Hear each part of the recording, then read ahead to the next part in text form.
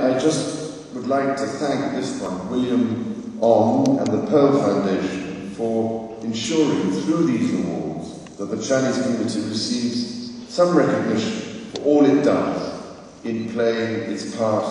in national life. And I should also like to thank David Tang, not only for his very kind words, but also for his tremendous energy and selflessness in supporting so many charities and in working so tirelessly to bring our two countries, the United Kingdom and China, together. Now, ladies and gentlemen, it has in fact been a bit of a Chinese day for my wife and myself. We returned to Chinatown this morning after an interval of 7 years, the last time I visited, and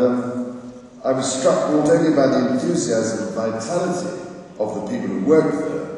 and by the pride they quite rightly take in their community, but also by the enterprise and skill they display in running their businesses.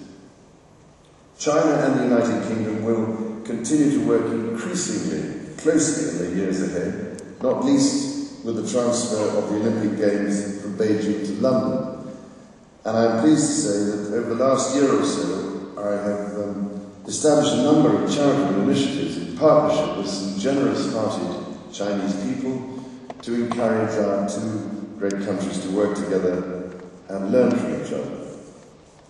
My Foundation for the Built Environment is, for example, pursuing a project to help restore the traditional hutongs in Beijing to ensure that these wonderful examples of traditional Chinese architecture are preserved and indeed kept alive for future generations.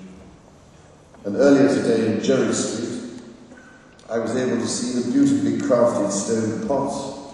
which have just been shipped from China by the London Chinatown Community Association and David Tang,